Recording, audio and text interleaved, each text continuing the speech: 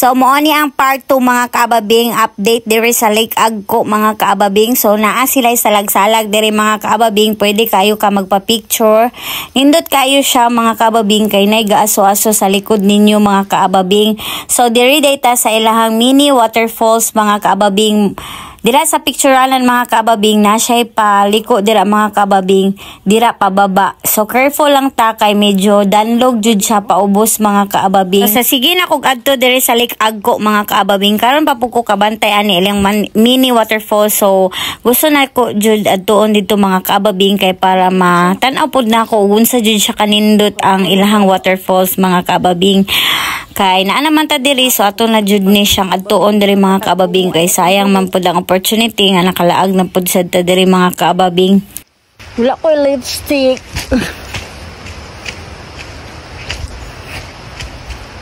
Aray, mabuslot. Mag-hike na ta ani.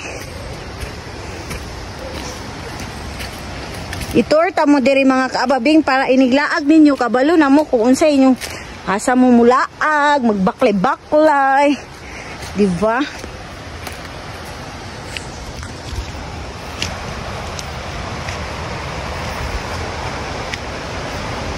Mini waterfalls.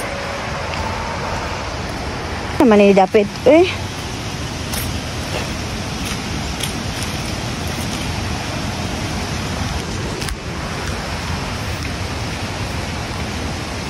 Ay, bilat mo. Oh, sorry. Guys, oh. LPE.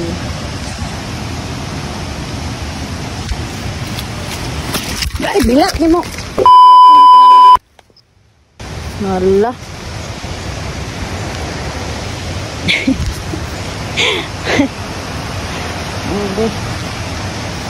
Uy, danlog kayo mali. Naguro kung madto ay kamatay na. Nahugaw na ko day oh.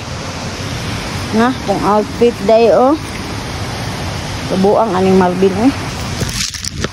Mag-jacket sa ko uy kay. Nahugaw na ko oh.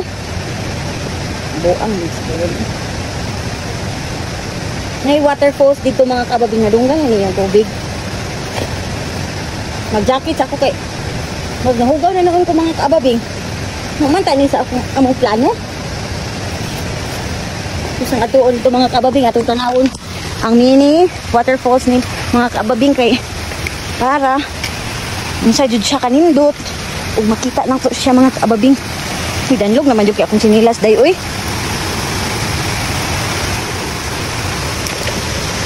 Mas-slide na ko oy.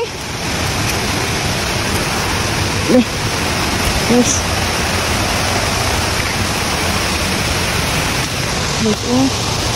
Ano pa kayo?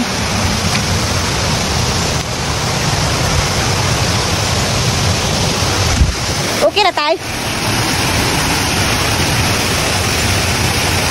Ako kung sinilas eh. Ay oh, nakadudi ay mga kababing oh. Mini waterfall. Pero kung sinilas ako ang gidaladay. Wala ka cute. Ang ilang mini waterfalls.